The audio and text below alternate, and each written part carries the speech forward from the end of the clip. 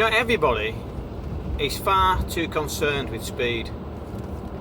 Now that might sound a bit rich coming from someone who's driving a car at the moment on a fast road quite quickly. But we're obsessed with speed. We're obsessed with how quickly we can get to places, how quickly we can get from A to B, how quickly we can have things delivered to us in the mail, how quickly our servers can upload or download things so we can watch things quick or have as many things going at any one time. And everything's got to be instant. You've got instant noodles, instant coffee, instant gratification, and people just want that speed. Now, one thing that lockdowns taught many of us, I won't say taught us, but forced us, is to slow down. And I'm coming up to some roadwork, so I'm going to have to slow down now. But it's forced us to just stop and take stock of what's going on. And we've been just stopped from work, stopped from being able to go out. And we've been forced to look inward. We've been forced to look around. And it's made us appreciate things more. But it's been really necessary.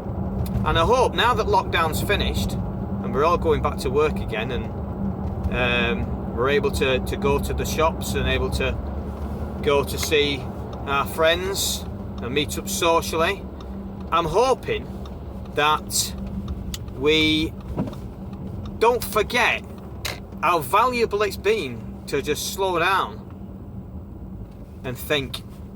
Because when you're shooting from one place to the other, when you're instantly getting things done, you just don't have time. But this time of lockdown has forced us to stop, and it's given us the time.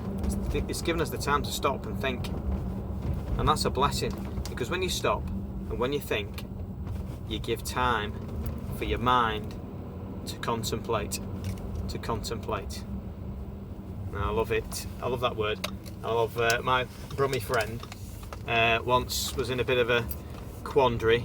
I remember him saying to me, "Paul, I need to contemplate. And off he went. And apologies to any Brummies out there who think that's an awful accent. I can think of a couple in particular. Sharon and Richard will not be very happy about that. But yeah, he went off and he contemplated all night. And he woke up in a bush the next day, and eventually made it back to our house that we were sharing, and during university. But yeah, it is good to contemplate. Don't wake up in a bush like Daryl did. But we have to contemplate. We have to be given that time alone with our thoughts, where not everything's flooding in and clouding our minds.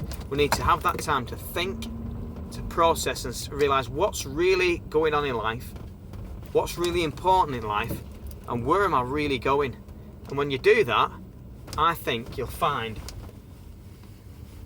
that you discover what life is really all about. And I hope that through doing that, you find the one who made life, who life is really all about. So I just, but if you didn't find him during lockdown, keep searching and keep remembering to slow down and just have that time to think.